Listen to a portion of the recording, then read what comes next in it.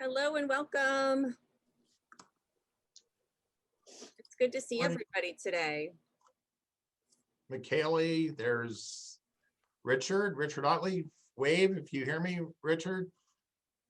He's waving. Here's me. Everybody who can hear me right now, just wave to everybody else.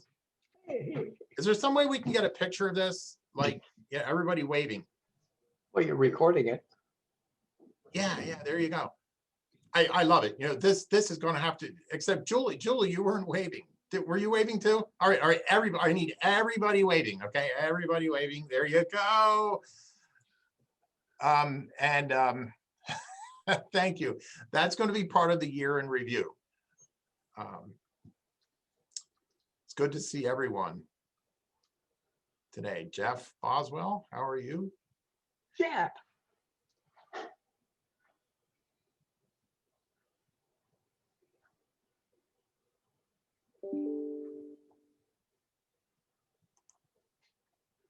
Anyone have a short story they'd like to? No, that's we don't have time for any short stories this morning. We are on Zoom. Make sure to use the Zoom controls at the top right-hand corner of your screen. Type your name in the chat box, though, if you could. Just let everyone know that you're here. Say hi to one of your Rotary friends. And there you go. So we're using the Zoom controls at the top right-hand corner of the screen. And as we get later in our meeting, once our speaker begins to present, make sure to use the chat function for any questions you might have.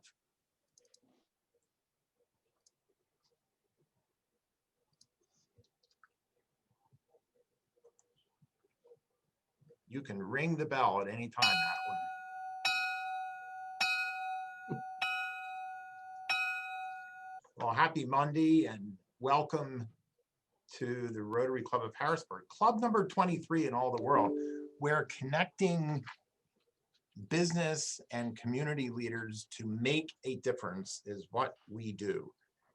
Rotary opens opportunities like that. Summertime is definitely here, and we have a full agenda in our meeting today. So let's get started with an invocation from Will Everhart.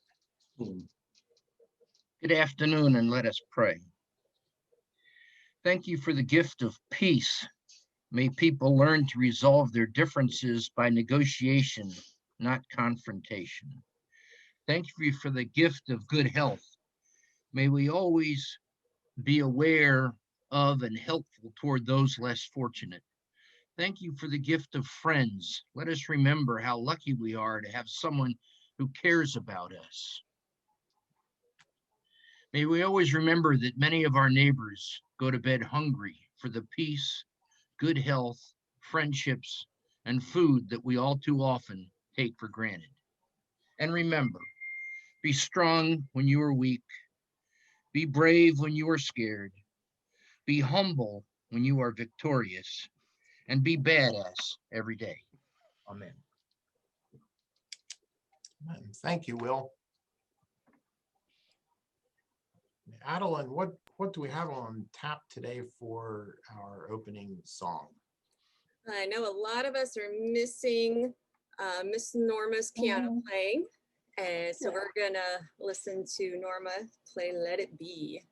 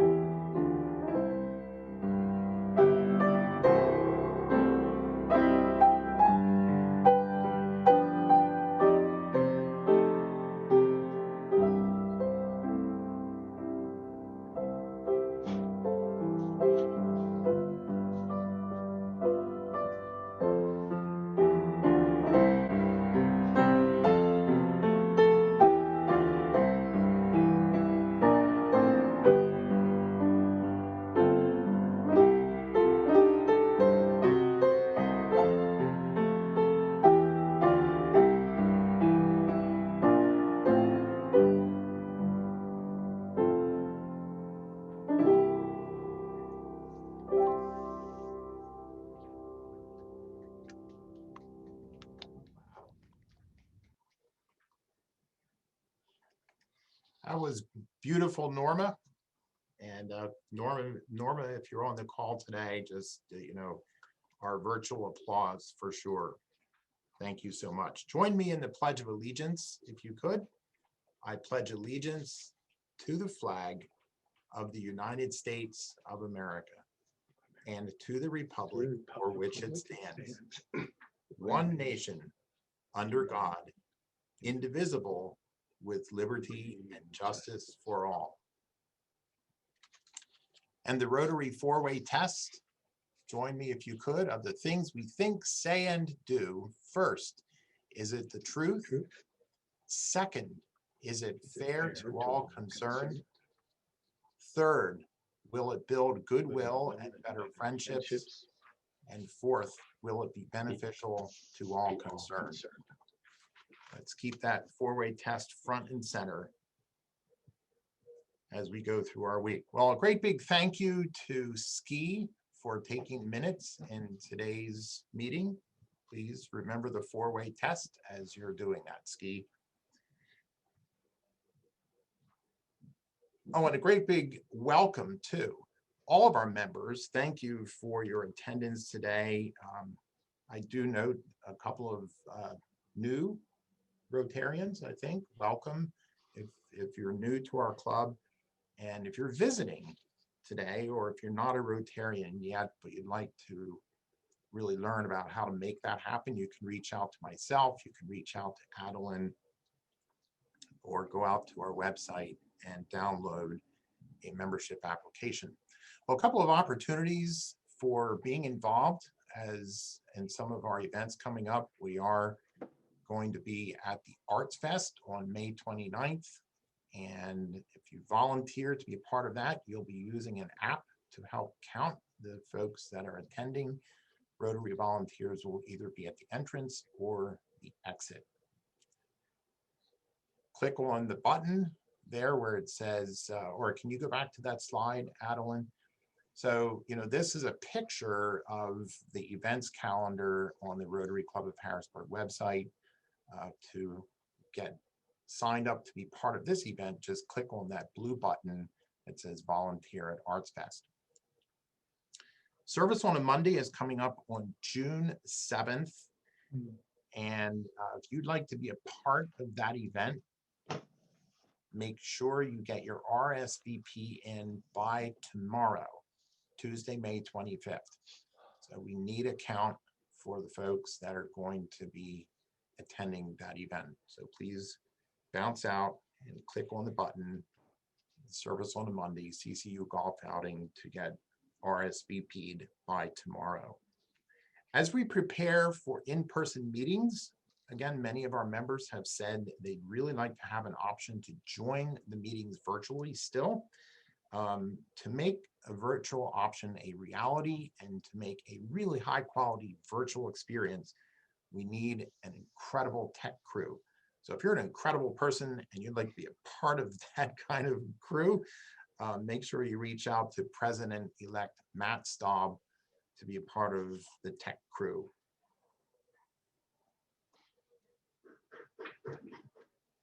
Board members for 21 and 22, the upcoming Rotary year. Board members, committee chairs, and club officers coming in. Remember, we have a club leadership assembly coming up on Friday, June 11th from 8 a.m. to 10 a.m. And just to make sure that people are incentivized to be there, breakfast will be served. Food always works for me. Make sure you're reading your Rotary Roundup coming right to your email inbox every single Friday. The Rotary Roundup is a great way to make sure you're staying up to date and up to speed with everything that's happening here in the Rotary Club of Harrisburg. And last but not least, not quite last but not least, committee chairs. Remember to get any updates back to Adeline about changes in your committee members. Get that back to Adeline by May 31st. Whatever we have in Club Runner by May 31st is what will be printed in the Rotary roster in the coming year. We are really encouraging everyone to get donations into the Rotary International Foundation also by May 31st. So if you get your donation into the Rotary Foundation by May 31st, your name will go in a drawing. You'll have a chance to appear on a billboard that looks just like this one. The drawing will be held at our service on a Monday event on Monday, June 7th. And your dollars are doing good things in the world as well. So we'll talk about that in a couple of minutes. But at this point, we have a very special report for you.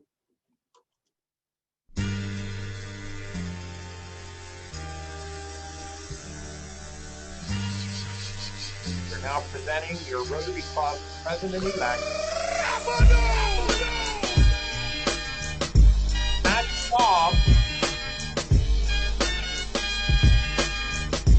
And I think Matt is probably wondering, my time is now. You can't see me, my at time what is now. point I'll be able to do a presentation without having that. Anyway, Matt, you're on. Take it away.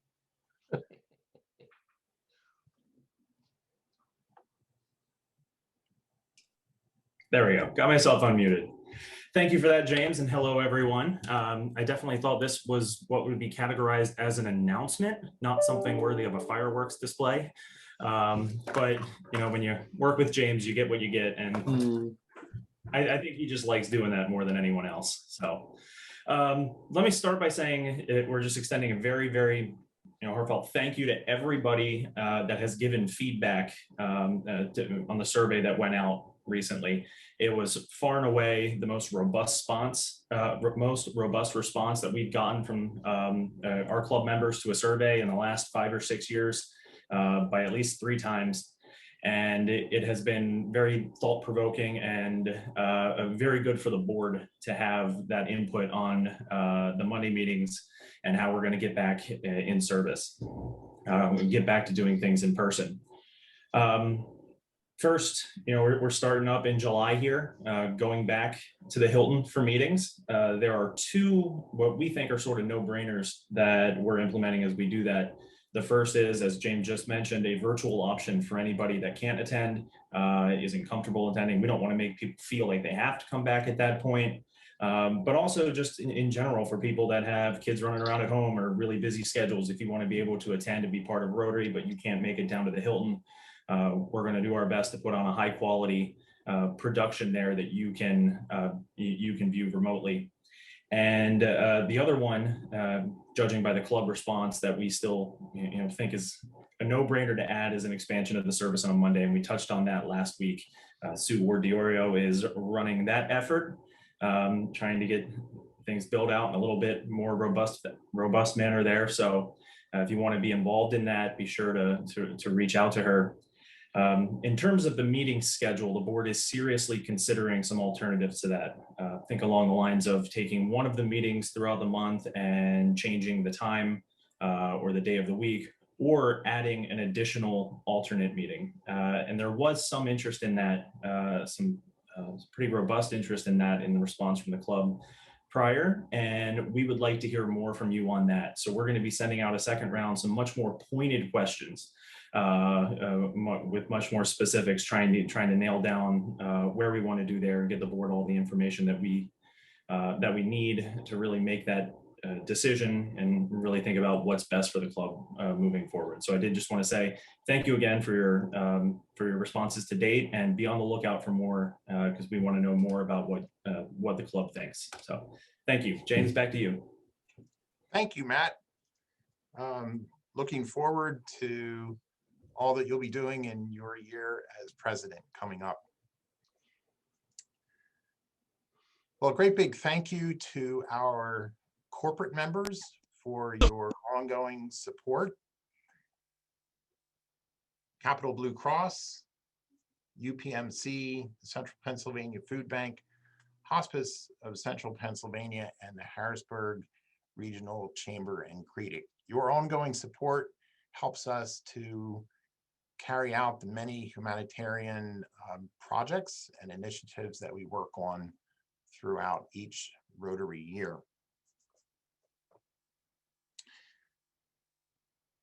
Now, speaking of what Rotary is, oh, and I need to note too, I saw my friend Jim Wisdom just drop in on our meeting here. Jim is actually the president-elect of the Rotary Club of Westlake Sunrise in Westlake, California. And Jim and I were actually talking about what Rotary is. You know, he said, James, can you share with me as president-elect what Rotary is? And I thought, maybe there's other folks that, you know, we have to ask the question, do your friends and colleagues know what Rotary is? Hi, I'm Andrew, and I'm a member of Rotary, and we're here to figure out if people actually know what Rotary is. Tell me, what is Rotary? A rotary phone? No. Chicken. It's not a rotary phone or a rotisserie chicken. Tell me, what is Rotary? Is it when you get a document stamp? You've been rotarized. So let me ask you this. What do you think of when you hear Rotary? Well, I'll tell you what I think. You go and you all over, and then your toilet gets clogged, so then you have to call the rooter guy.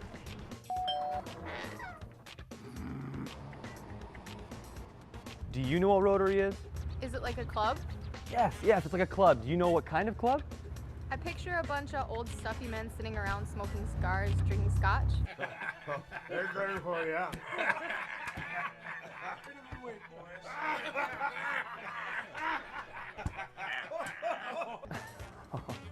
Now let's ask some actual Rotarians what Rotary truly is. When I first moved to the area, I didn't know a lot of people, and I didn't have many friends. But then, when I joined Rotary, I gained friends, a community, and even a family. To me, Rotary is about being part of our community. Rotary has contributed over $500,000 to places like our local zoo.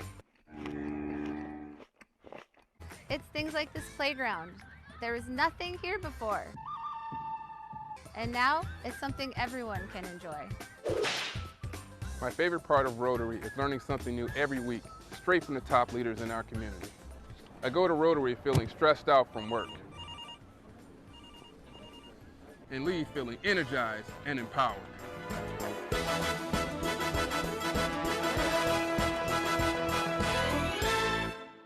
Rotary is about impact on a local, national, and global scale.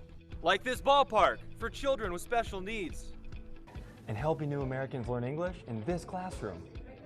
Oh yeah, and did I mention that Rotary is working around the world on thousands of projects, such as eradicating polio and providing clean drinking water for millions of people. Rotary is where friends, neighbors, and problem solvers share ideas, join leaders, and take action to create lasting change. Go Rotary!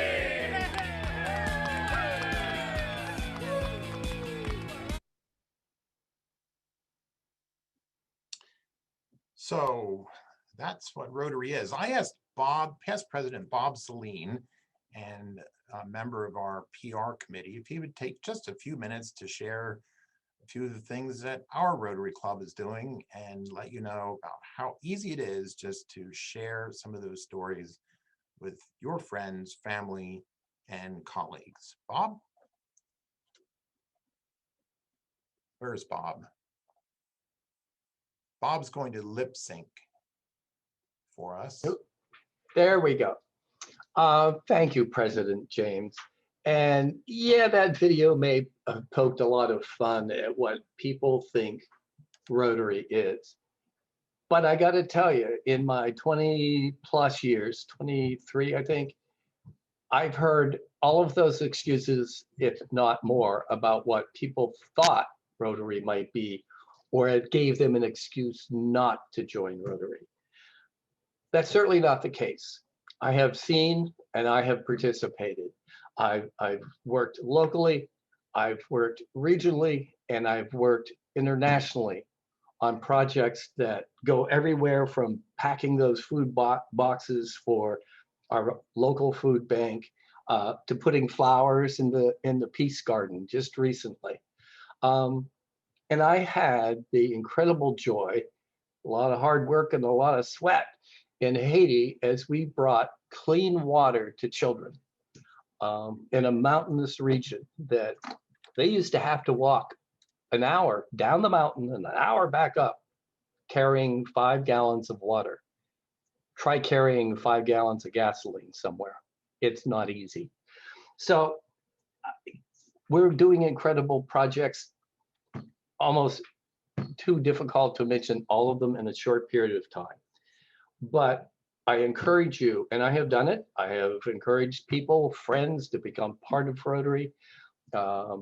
They've enjoyed it. They've gone from being part-time participants to full-time. And we're encouraging everyone on the behalf of the PR committee. We're encouraging everyone that has a story about a friend they brought into Rotary, why, how it happened, any of those details that we can encourage others to bring in their friends and their work colleagues into our Rotary Club.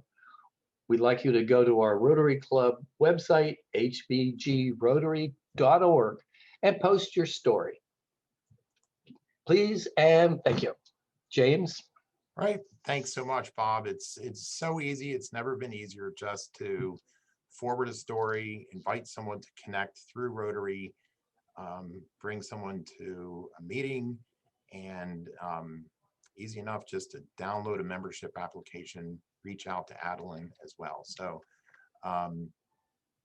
anyway, we appreciate each one of you for reaching out and connecting other folks that you think would make great Rotarians. Thank you to each one of you. So we're at the time of our meeting where it's always just so good to be able to introduce our featured speaker for the day. And today it gives me great privilege to introduce the introducer. Introducing our speaker today is Ski. Well, thank you. Thank you, President Good. I very much appreciate this opportunity. Ladies and gentlemen, good afternoon. We are very honored today to have Julie with us. Julie is the Executive Director of the Peyton Walker Foundation. Now, the Peyton Walker Foundation was started several years ago after the unexpected death of Julie's 19-year-old daughter. Under her leadership, the Peyton Walker Foundation is a national award-winning, thriving nonprofit that provides free heart screenings for teens. They've donated over 150 AEDs throughout central Pennsylvania and have trained thousands of community members in CPR and AED use. The foundation also provided over $100,000 in scholarships and training equipment to the Physician Assistant Program at King's College in Wilkes-Barre, Pennsylvania. Julie's most recent accomplishments include advocating for passage of Peyton's Law, which was legislation aimed at educating parents and athletes about SCA and the importance of electrocardiograms. And she recently unveiled the very first Save Station in Pennsylvania, which is an outdoor climate-controlled cabinet that makes an AED accessible to the community 24/7, 365. Julie also owns and manages a meeting and event planning business, working primarily with biotech and pharmaceutical companies on product launches, national sales meetings, and corporate events. She lives by her dad's motto that he instilled in her from an early age. No matter what, always maintain a sense of humor. She also lives with her spouse, who is a proud Hack graduate. Ladies and gentlemen, please provide Julie with a very warm Rotary welcome. Thank you. I want to start by sharing a story that no doubt will bring tears to many of your eyes. An early morning phone call instantly initiated me into the worst club that no parent wants to join. My husband and I had just sat down at our kitchen table to enjoy a Saturday breakfast together, you know, those golden moments. And it was honestly one of those picture perfect fall days. I looked out the kitchen window and the sun was shining, the sky was bright blue, not a cloud to be seen anywhere. and there were still some leaves on the tree. It was early November, the just bright golden yellow leaves. And I sat there and I thought, wow, I've got my warm cup of coffee, just made pumpkin walnut pancakes, warm maple syrup. It was just that wonderful homey feeling. And I thought, I'm so blessed. My life is so perfect. And then my husband's cell phone rang. And at that moment, my life as I knew it and loved it was over in an instant. Calling was the president of King's College, where our daughter was a sophomore. King's is located in Wilkes-Barre. The president was calling to tell us that our daughter had just been taken by ambulance to the hospital. And he didn't share much information. Honestly, we were too shocked to even ask questions. We didn't even know what was happening. We didn't know if she'd been hurt. We didn't know. We had no idea. So as you can imagine, we just started scrambling, trying to figure out a plan, getting dressed, getting ready to get out the house. We had a teenage son at the moment, so we had to wake him up and get him to come with us. And knowing Wilkes-Barre is 2 hours away, how do we get there instantly? But we know it's going to take 2 hours.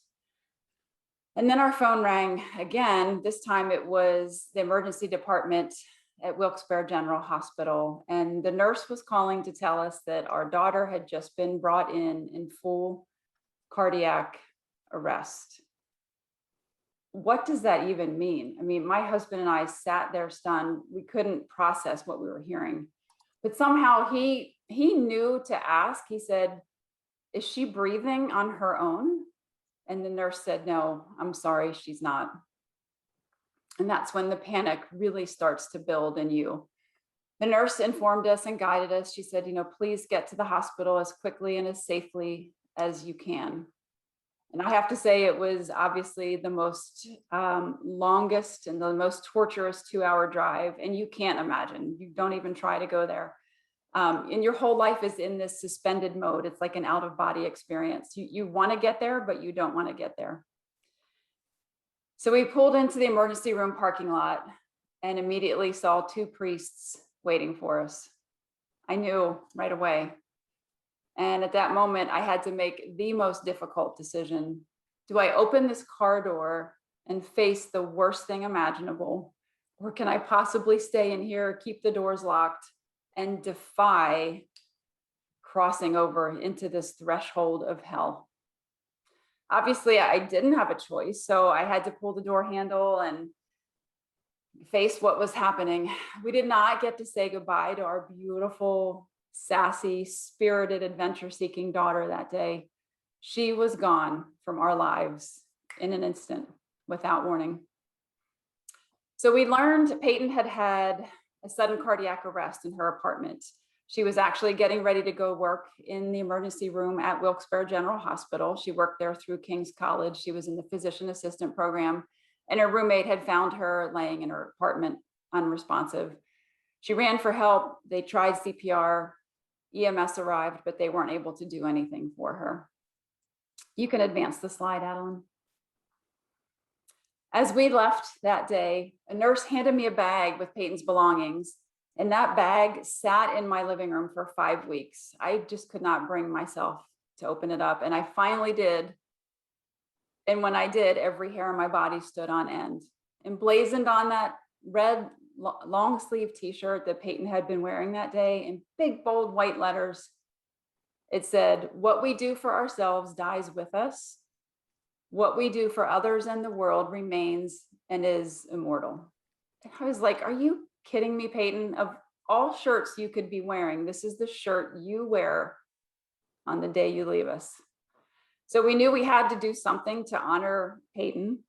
She wanted to work in healthcare, and we wanted to save other parents from this devastating heartache. We've obviously learned an incredible amount about sudden cardiac arrest because we knew nothing about it when we got the phone call.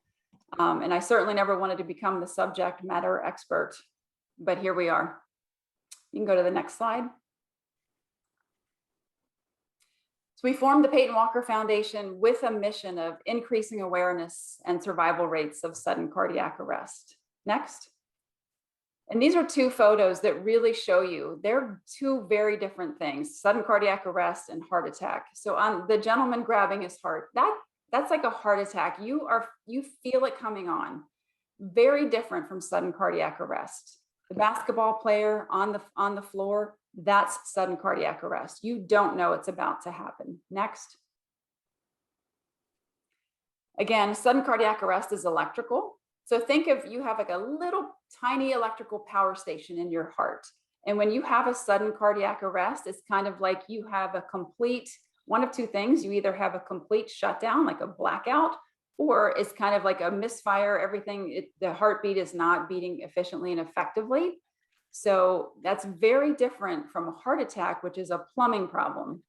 Next. So again, it's electrical malfunction. It can happen at any age, including children and teens. And often you'll see headlines, child has heart attack at football field. That's not right. It's a sudden cardiac arrest, completely different. Kids typically don't have a heart attack. So when you see somebody in sudden cardiac arrest, they're typically not responsive. They're not breathing. They are lights out on the ground. They may gasp or shake as if they're having a seizure. And all too often, people think someone's having a seizure when they're actually in full sudden cardiac arrest. Just think of this heart attack again. You feel signs and symptoms. You may feel that chest pain or pressure, sweating, the pain in the jaw, pain down the arm. It's very different. That person is usually conscious, whereas a sudden cardiac arrest victim is not. Next. Some stats to share with you, and I'm going to let these sink in. Sudden cardiac arrest is the #1 killer of student athletes. I'll say that again. It's the #1 killer of student athletes in our country. Sudden cardiac arrest is the leading cause of death on our school campuses.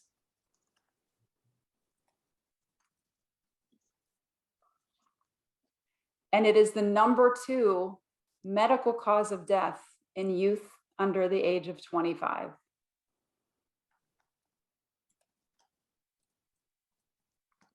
It takes the life of one child every hour, every day in our country, but it's not in the headlines. I'm working to change that. Survival rates, tragically, are less than 10%. And that means that 90% of the parents whose kids experience sudden cardiac arrest have the tragic story that I shared with you today. Next. So every statistic represents the devastated family left behind. Next. Some signs or symptoms of an underlying heart issue. And this is really important. And I'll give information to Adeline for her to share with everyone too, to have these discussions with your kids or grandkids. Fainting or seizure. Fainting is the #1 sign of a potential underlying heart condition that has not been diagnosed. Chest pain or pressure, racing heart, palpitations, irregular heartbeat, dizziness, lightheadedness. That was my #1 sign that I had a heart issue, but was dismissed by all of my healthcare professionals growing up. And another one is excessive shortness of breath during exercise. Next. So what causes sudden cardiac arrest in youth? It's really important to understand it. A lot of it can be related to a hereditary heart condition. And that's unfortunately what my daughter had. I have the same heart condition. My dad had it as well. It can also be caused by a virus. And we're seeing a lot in the news right now about myocarditis, especially, and they're tying myocarditis to youth who have had COVID. And now over the weekend, we saw some reports come out that they are finding, or at least want to look into, a potential link between young adults who have gotten the vaccine and are now developing myocarditis. So that's something we're gonna see a lot of that coming in the future. Commotio cordis is when somebody gets hit in the chest with maybe a ball or a lacrosse stick, and it's just the wrong time. It stops the heart immediately. Energy drinks and medications have also been tied to sudden cardiac arrest in youth. Next. So we started the foundation and decided there's 3 areas that really need a lot of attention. checking hearts, protecting hearts, and saving lives. And so next, we thought one of the biggest things we can do is help parents and families check hearts and help them to become more aware of why it's so important to do this. Next. Prevention is key. And again, as we talked about, many of the heart conditions that actually lead to sudden cardiac arrest are detectable and treatable if they're found. Next. But the problem is that the kids are getting the same physicals and the same sports physicals today that we got as parents or grandparents 30, 40, 50 plus years ago.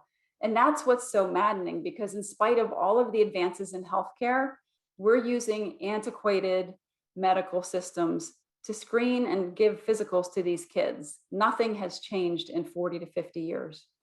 Next. You can't hear an electrical problem with the stethoscope. So think about that. You know, we're listening for electrical problems that cause sudden cardiac arrest, but we're doing it with a stethoscope that listens for plumbing problems. So that's why we say that's not going to work. We need to add electrocardiograms to kids' physicals, and they can help to identify 2/3 of heart issues that can lead to sudden cardiac arrest. Next. So we sought out to get Peyton's Law passed. We were fortunate enough, we had a great advocate in Senator Regan and his office, and they were the driving force behind making this happen. It was introduced in 2019, signed into law in July of 2020. Next.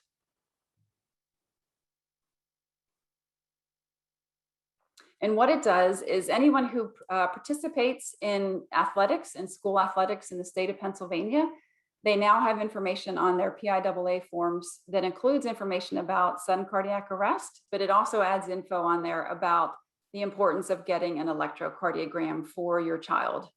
So families know to ask for an electrocardiogram. It is not mandatory, it's optional and can be paid for by the family. And it is typically covered by your insurance if using the proper ICD-10 codes. So that is really important. And again, knowledge is power. There's too many families that never knew to ask for an electrocardiogram. But again, this simple test can find 2/3 of the issues that can lead to sudden cardiac arrest. Next. So because it's not standard, we thought, well, one of the best things we can do is go out and provide heart screenings for kids until it becomes the standard of care. So we have partnered with every major healthcare system in central Pennsylvania. We've got UPMC, we've got WellSpan, Lancaster General, Penn Medicine, we've got Children's Hospital of Philadelphia. We've been partners with Geisinger, and we've also done heart screenings with Penn State. So every healthcare system has supported the work that we're doing. And what we do is we go into the schools, we bring about 60 medical professionals in, plus about 60 non-medical volunteers to help out. It is an enormous undertaking, but it is so incredible, the work that we're able to do. Our heart screenings are completely free. There's no cost. And I always say there's no catch, I promise you.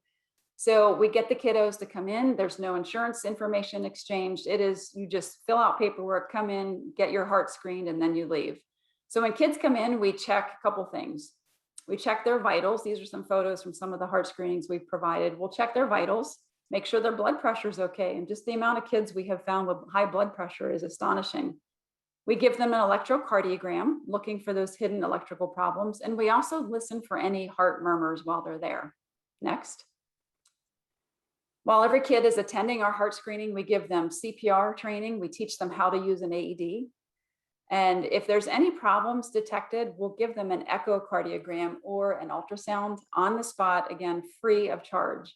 So they will get a complete report, meet with a medical provider before they leave the screening that day and get the results of their testing. Next. Over the years, we've screened over 3,500 kids. About 2 to 3% of the kids that we've looked at have actually had previously undetected and undiagnosed heart issues. So the work we're doing is absolutely making an impact. And this is one perfect story. Sam came to our screening. She was a high performing athlete, passed every sports physical that she'd ever been given. Nothing had ever been found. She came to our screening. We found she had Wolff-Parkinson-White, which is an electrical abnormality in her heart. She went on to have corrective surgery at Penn State Hershey Med Center.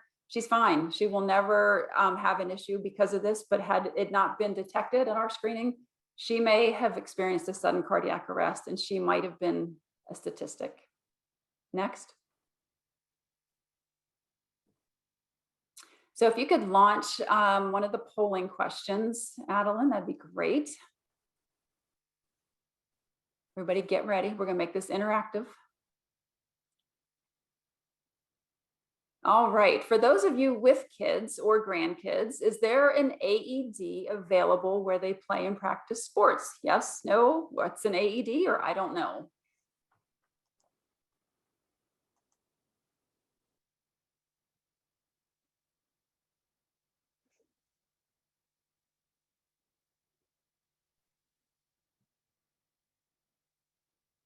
All right.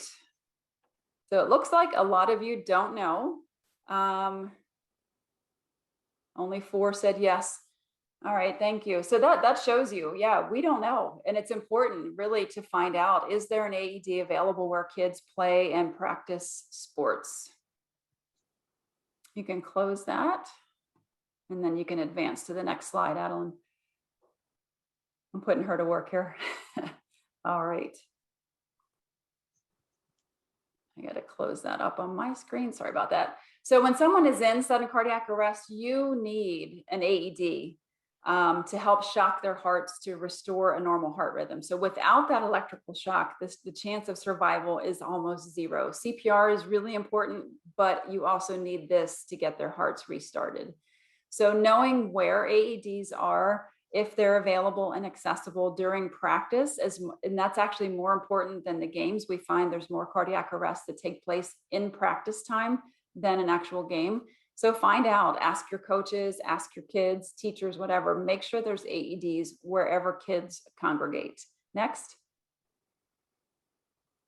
So one of the things we're very active in doing is donating AEDs all throughout central Pennsylvania. We donate them to schools, youth athletic leagues, nonprofits, police departments. Next. And most recently, you can see this is the big AED donation to Harrisburg City Schools. And we just, again, some of the schools that we've donated to, we just gave one to Capital Rebirth in Harrisburg. Next. And Ski mentioned during the intro, we just installed the very first one in Pennsylvania. I'm super excited about this. It's the first AED that's available outside to the community, accessible 24/7. Any of you who frequent Cornerstone, and I know most of you probably do, Cornerstone Coffee, check it out. It's on the wall right outside as you enter. So that's available. You know, Camp Hill is such a walkable community. So that AED is out there if anyone needs to have access to it. We also just put AEDs in every Harrisburg City police cruiser. Oftentimes Harrisburg police or any police are first on the scene for emergencies. So making sure that they're equipped to help save a life was really important for us. Next.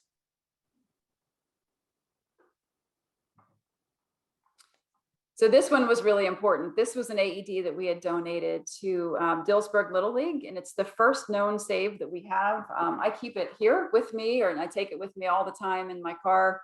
Pretty special. This one saved the life of a mom at a baseball game, and we got to meet the family and reconnect with them. And that was a pretty incredible moment for me. All right, next, and we're going to do one more quick poll. If you want to launch that, Adeline.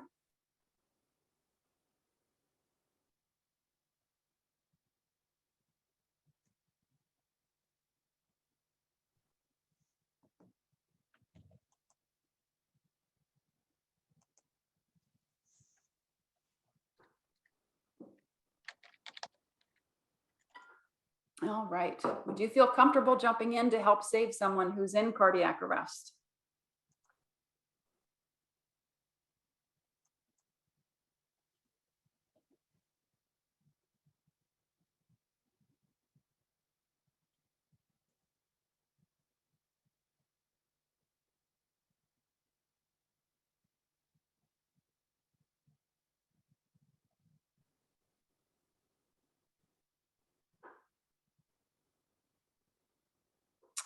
All right, we can close that out. That's interesting.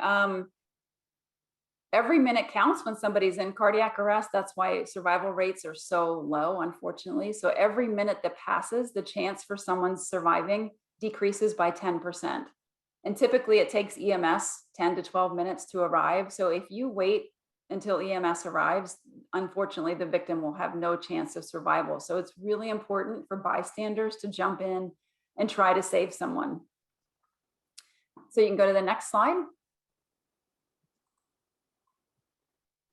So what we do, the third component of our mission and our active work, we get out and we provide CPR certification classes. We offer them throughout the year several times. $10 is all we charge. You get fully certified for 2 years. We just had one last weekend or 2 weekends ago in Harrisburg. We actually had all the Trinity football coaches came over and got fully certified in CPR. So if anyone needs certification, if you follow us on Facebook or subscribe to our emails, we'll watch for that info, and you're welcome to sign up and attend one of the classes. Next. In addition, we go out into the community. We offer CPR and AED demonstrations so people feel more comfortable and more confident in learning to jump in to save a life should they ever be faced with that. Coming up on Memorial Day, we'll actually be out at the Big 33 game over at Central Dolphin, offering CPR and AED demonstrations. So if you're going to the Big 33 game, stop by and say hello and learn how to do CPR. Next.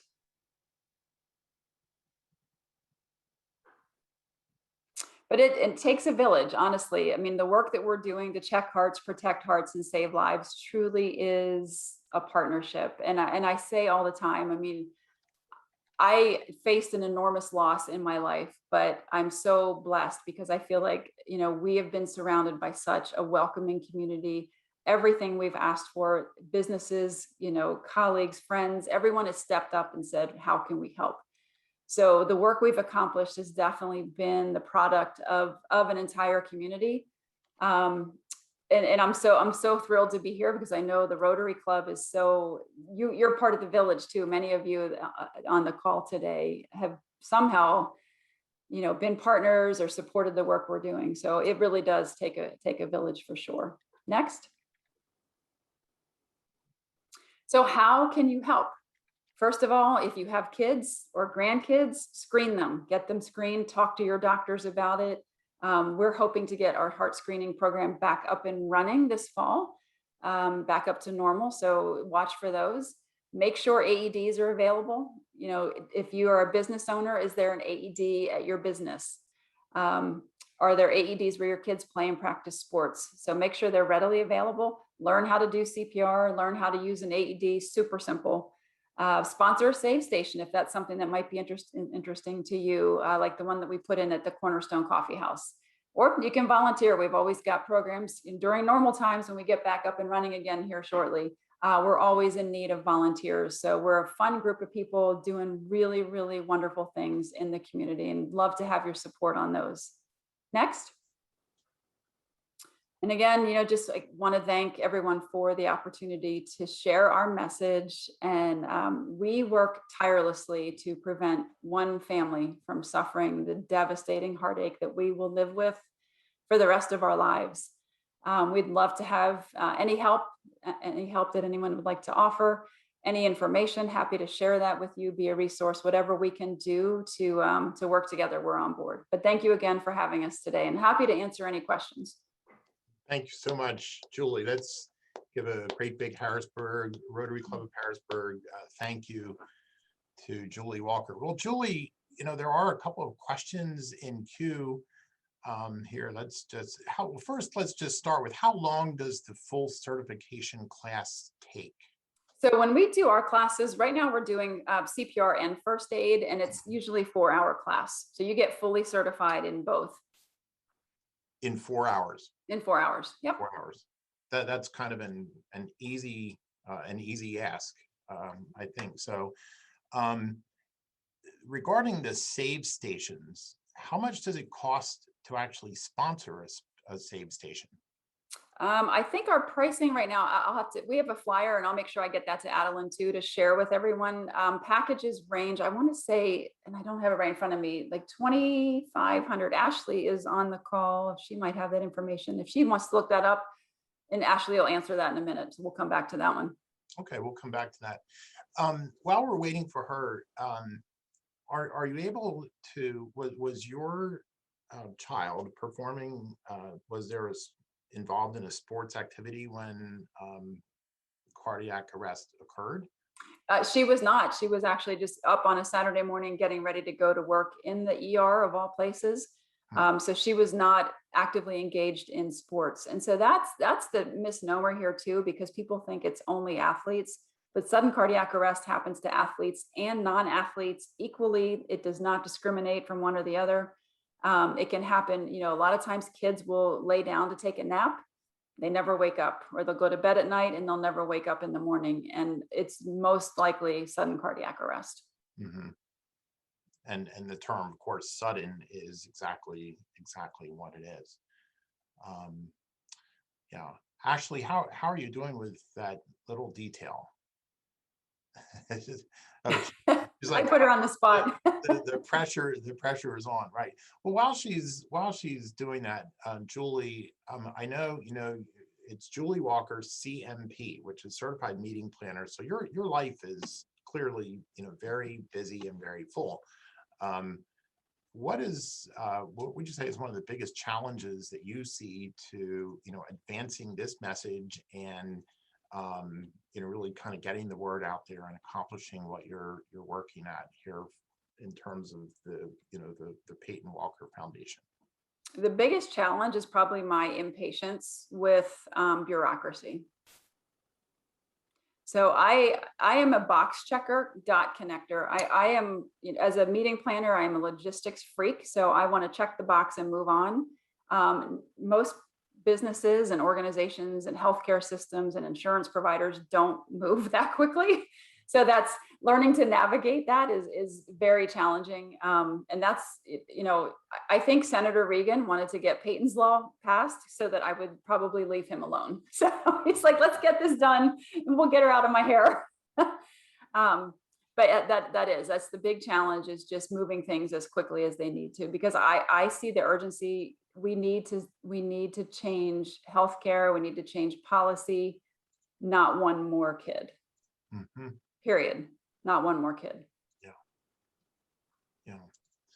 Yeah, that's great. We're kind of down to the end of the questions that were in queue there. Okay. And go ahead, Ashley. She's raising her hand. Sorry about that. That's so our standard, which is the one that the save station that is at Cornerstone Coffee House right now, it's a small outdoor cabinet that is called the standard, and that's $2,100. And then there is a wall mounted, so it's got a little more of a cabinet that surrounds it above and below. That's $3,150. And then there's an actual tower that could be on its own anywhere along a walking trail, or it doesn't have to be connected to a building. That's $3,750. So that's, you know, for parks or just out in a parking lot, maybe somewhere that it doesn't have to be along a building. Thank you. I saw Jim Wisdom had his hand up. Just put your question in the chat if you could, Jim. Unless is it like a page-long question, or just a no, James, it's not. There it is. Thank you. Mm-hmm. Oh, just a little administrative detail, Jim, or Adeline, if you could unmute Jim again. Go ahead. No, but thank you, Julie. And James, thank you for the invite. One of the slides had a basketball player on it and reminded me of a popular basketball player named Hank Gathers from Loyola Marymount, not too far from where I lived.